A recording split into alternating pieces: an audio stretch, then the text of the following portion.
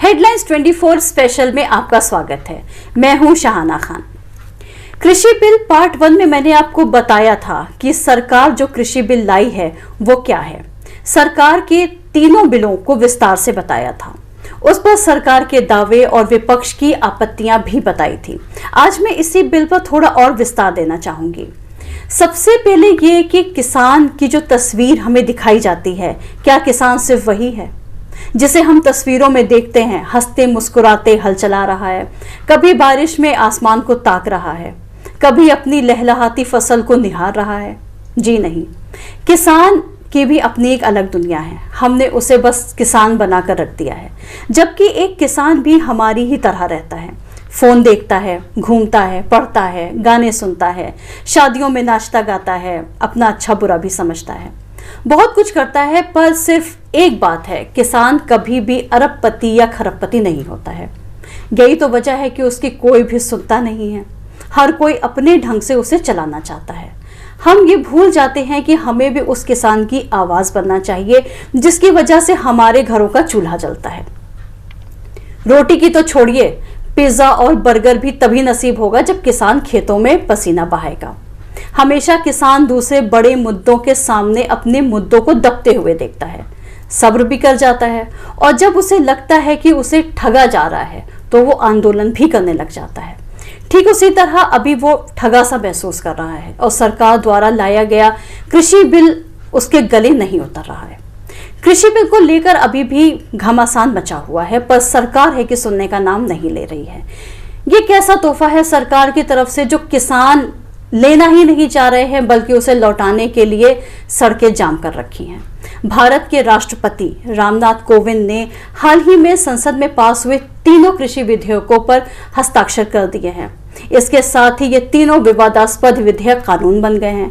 कांग्रेस और शिरोमणि अकाली दल सहित कई विपक्षी दलों ने राष्ट्रपति कोविंद से संसद पर पारित होने के बाद बिलों पर हस्ताक्षर नहीं करने का आग्रह किया था।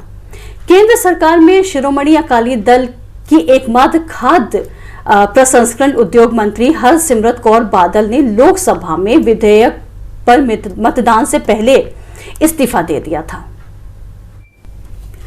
और इसी मुद्दे पर उनकी पार्टी ने राष्ट्रीय जनतांत्रिक गठबंधन भी छोड़ दिया था। ऐसा उन्होंने तब किया जब केंद्र सरकार के किसानों को न्यूनतम समर्थन मूल्य देने के लिए विधायी गारंटी देने से इनकार कर दिया। किसानों ने इसी कानून के खिलाफ देशव्यापी आंदोलन किया, चक्का जाम किया, जो आज भी जारी है। विपक्ष की नजर में ये विधेयक किसानों के लिए डेथ वारंट जैसा है। पंजाब के मुख्यमंत्री कैप्टन अमरिंदर सिंह ने भी सरकार को चेतावनी देते हुए कहा कि विवादित कृषि किसानों के खिलाफ विरोध प्रदर्शन तब तक जारी रहेगा जब तक इसे वापस नहीं लिया जाएगा या फिर सरकार उन मांगों को माने जो किसानों की हैं। कांग्रेस के पूर्व अध्यक्ष राहुल गांधी ने तो ये तक कह दिया कि कांग्रेस के सत्ता में वापसी होने पर इन कृषि कानूनों को रद्द कर दिया जाएगा। उन्होंने सरकार पर कॉर्पोरेट को फायदा पहुंचाने और किसानों को बर्बाद करने का आरोप भी लगाया है। विपक्ष ने यह भी कहा कि यह बिल किसानों को गुलाम बना देगा। विपक्ष की नेता प्रियंका गांधी ने इस बिल को लेकर केंद्र सरकार के खिलाफ आक्रामक तेवर दिखाते हुए ट्वीट किया था कि किसानों की एमएसपी छीन ली जाएगी, उन्हें कॉन्ट्रैक्ट फार्मिंग के जरिए खरबपतियों का गुलाम बनने पर मजबूर किया जाएगा।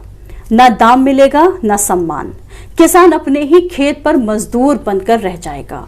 ये कृषि बिल ईस्ट इंडिया कंपनी राज की याद दिलाता है। इसी बात पर चलिए हम आपको लेकर चलते हैं इतिहास में, जब ब्रिटिश गवर्नमेंट भी कृषि बिल लेकर आई थी, जिसका किसानों पर बहुत बुरा असर पड़ा था। देखिए, कानून कितना भी अच्छा क्यों ना हो, लेकिन अगर प्रभावशाली लोग सरकारी तंत्र से मिलकर उसका दुरुपयोग करना शुरू कर दें तो अच्छे से अच्छा कानून भी अभिशाप बन जाता है। ऐसा ही कुछ आजादी से पहले ब्रिटिश टाइम में हुआ, जब अंग्रेज भी कृषि बिल लाए थे, जिसका परिणाम दुष्परिणाम में और किसानों के लिए दुर्भाग्य में बदल गया था और ग्रामीण लोग 4 वर्गों में बट गए थे। पहला वर्ग जो किसानों से कॉन्ट्रैक्ट पर जमीन लेते थे, जिन्हें कॉन्ट्रैक्टर या देसी भाषा में निल्हे कहते थे, क्योंकि ये लोग नील का कारोबार करते थे। और दूसरा वर्ग वो जिसके पास जमीन थी, यानी किसान थे। और तीसरा वर्ग जिनके पास जमीन नहीं थी, वो मजबूर, लाचार, बेसहारा, गरीबी में जीवन यापन करने वाले मजदूर बनकर रह गए थे। और चौथा वर्ग वो था जिनके पास जमीन थी, वो किसान थे, लेकिन किसी मजबूरी में निल्हे यानी कॉन्ट्रैक्टर के चंगुल में फंसकर अपनी ही जमीन पर बंधुआ मजदूर बनने पर मजबूर हो गए थे। तो आइए देखते हैं कि आखिर वो कानून क्या थे जिसने अन्नदाता किसानों को बर्बाद कर दिया था। भारत में किसानों से कॉन्ट्रैक्ट पर जमीन लेकर नील की खेती और पहले निर्यात का बड़ा आंकड़ा 1782 में मिलता है, जब ये ईस्ट इंडिया कंपनी के निर्यात के सामानों में से एक बना। 1788 में तिरहुत से नील बाहर जाने लगने के आंकड़े उपलब्ध हैं, और बाद में तो तिरहुत का, जिसके अंदर चंपारण भी आता है, नील दुनिया में सबसे अच्छा माना जाने लगा। 1830 का दशक तक आते आते नील उत्पादन एक बड़ा व्यवसाय बन गया, जिसमें भारी मारकाट भी थी। चूंकि कानूनी रूप से नील का व्यवसाय करने वाले लोगों पर जमीन खरीदने की रोक थी, इसलिए उन्हें उत्पादन सुनिश्चित करने का एक ही रास्ता उपलब्ध था कि वे किसानों से उनकी जमीन भाड़े पर लें या किसान से ही उसकी जमीन पर नील की खेती करने का करार करें।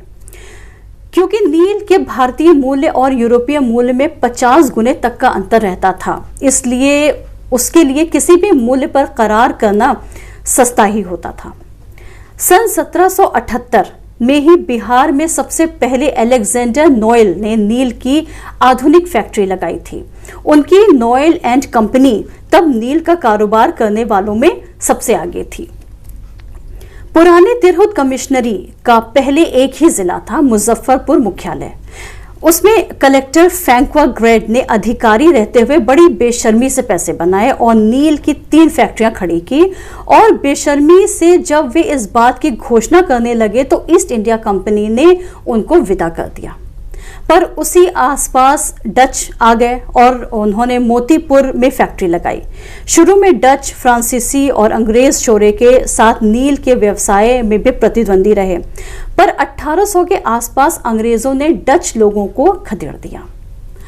किसानों के प्रतिरोध, चारों ओर मची थू-थू और ब्रिटिश सरकार के अधिकारियों की रिपोर्ट से परेशान निल्हे अब बिहार और खासकर चंपारण समेत इसके 6 जिलों, 3 गंगा के उत्तर और 3 गंगा के दक्षिण में, और उन्होंने एकदम जाल सा बिछा दिया। सन 1788 में तिरहुत में नील की 5 फैक्ट्रियां थीं। 1810 में अकेले तिरहुत से 10,000 मन नील कलकत्ता बंदरगाह जाता था, जहां से इसे विदेश, खासकर जर्मनी भेजा जाता था। तब का यह मोटा अनुमान था कि जिस दर पर नील जर्मनी में बिकता था, वो चंपारण या भारतीय उत्पादक को मिलने वाली कीमत से 50 गुना ज्यादा था। जिस चंपारण का कुल रकबा 3.5 लाख वर्ग मील था, उसके लगभग 2 लाख वर्ग मील इलाके की मिल्कियत रखने वाले बेतिया राज की हालत खराब हुई। राज अपनी आर्थिक स्थिति से भी ज्यादा अंग्रेजों के षड्यंत्र से कोर्ट ऑफ वर्ड्स में चला गया और 1888 में ब्रिटेन से बड़ा कर्ज 85 लाख रुपए लेने के चलते पूरी तरह अंग्रेजों की दया पर निर्भर हो गया। 7.5 लाख के मुकर्ररी बंदोबस्त पर 14 कोठियों को मालगुजारी वसूलने और राजस्व बढ़ाने का ठेका दे दिया गया। उन्होंने आगे और छोटे छोटे हिस्से करके देसी और गोरे ठेकेदार नियुक्त कर दिए और हर कोई ज्यादा से ज्यादा कर वसूलने, राजस्व बढ़वाने की रेस में जुट गया और जितना राज को देना था उससे और कई ज्यादा अपनी जेब में डालने के लिए साम, दाम, दंड, भेद हर चीज अपनाने लगा। फिर रामनगर और मधुबन राज में कर्ज में डूबे और अंग्रेजी प्रभाव में आ गए या अंग्रेजी चाल में फंसकर बेतिया राज की गति को प्राप्त हो गए। 1892 से 1897 इसके उत्पादन का शीर्ष था, जबकि इस उत्पाद का एक दाना या एक पत्ती का इस्तेमाल भी स्थानीय स्तर पर नहीं होता था। मुट्ठी पर लोगों ने ही सारी खेती, सारा जीवन पूरी तरह जकड़ रखा था और पूरी व्यवस्था खत्म कर दी थी। उन्होंने सब कुछ तहस नहस कर रखा था और अपने खजाने भर रहे। अकेले 1896-97 में यहाँ से 4.25 करोड़ से अधिक का नील निर्यात हुआ था। नील की अंतर्राष्ट्रीय मंडी में कभी भारतीय नील का डंका बजता था तो कभी यह भी हुआ कि प्रतिद्वंदी मुल्कों के नील ने उसे पीछे कर दिया। पर जब चंपारण समेत पूरे तिरहुत का नील बाजार में आने लगा तो इसके आगे कोई ठहर नहीं पाया। नील की खेती में लागत का दुगना हर साल निकल आता था। बुरी से बुरी स्थिति में भी 33-34% मुनाफा होता था। पर यह भी होता था कि अधिकांश नील फैक्ट्रियां कर्ज लेकर ही काम करती थी और दूसरी तरफ ये हालत थी कि किसी भी नील की कोठी ने एक भी प्राथमिक स्कूल या दवाखाना शुरू नहीं किया था जिसमें उसके ही मजदूरों के बच्चे पढ़े या किसी जरूरत के समय 2 पैसे का इलाज पा जाएं। नील के इतने उत्पादन और निर्यात से चंपारण स्वर्ग बन गया होता। इतने लोगों को खेती से इतर काम तो आज 100-125 साल बाद भी नहीं मिलता, पर 2-2.5 आना मजदूरी भी पूरी नहीं दी जाती थी और फैक्ट्री के कारिंदे दस्तूरी और नेक के काम पर इसका भी एक बड़ा हिस्सा हड़प लेते थे। 1860 तक किसानों से नील बोने का करार हुआ करता था। नील्हे खेत का सबसे उपजाऊ हिस्सा अपने लिए चुनते थे और अक्सर माप भी 3 कट्टे से ज्यादा ही हो जाती थी। अगर किसी खेत के चुने हिस्से में एक बार फसल अच्छी नहीं हुई तो दूसरा हिस्सा ले लिया जाता था और उस पर लगी फसल पर हल चलवाकर नील के लिए खेत तैयार कराना एक आम काम था। बहुत कम समय में ही लगभग हर फैक्ट्री ने अपने आसपास बड़े बड़े फार्म बनाए जिन्हें जिरात कहा जाता था और आज भी चंपारण की अर्थव्यवस्था और समाज में ऐसे जिरातों की बड़ी भूमिका है। जाते जाते अंग्रेजों ने अपने प्रिय असामियों को या पैसे वालों को जिरात सौंप दिए जो सबसे उपजाऊ और सिंचित हैं। पर जिरात बने बनाए न थे क्योंकि स्थायी बंदोबस्त के हिसाब से जमीन की खरीद बिक्री मुश्किल थी। किसानों से जमीन लेने छीनने का काम बहुत ही क्रूर ढंग से हुआ जिसमें अंग्रेजी हुकूमत ने बहुत मदद की। ये सब चीजें लागू थी और इसमें बचने का भारी जुर्माना था तो जाहिर तौर पर एक जबरदस्त खुफिया तंत्र भी था जो हर आदमी के दुधारू पशु, फलदार पेड़, हर सवारी, खेती के हर उपकरण की सही सूचना रखता था। सरकार और अदालत के हर फैसले की जानकारी के साथ देश विदेश के बाजार और रैयतों के बीच की हर गतिविधि की खबर रहती थी। कोई इलेक्ट्रॉनिक उपकरण नहीं लगा था, कोई मॉनिटरिंग इकाई नहीं थी, कोई ब्रॉडकास्ट नहीं होता था, पर कोई भी बचकर नहीं निकल पाता था। ये तो थी इतिहास की बात। पर हमारी सरकार को, किसानों को जो इस बिल से परेशानी हो रही है, उसकी बातें, उनकी मांगें सरकार को सुननी चाहिए क्योंकि किसान देश की रीढ़ की हड्डी है।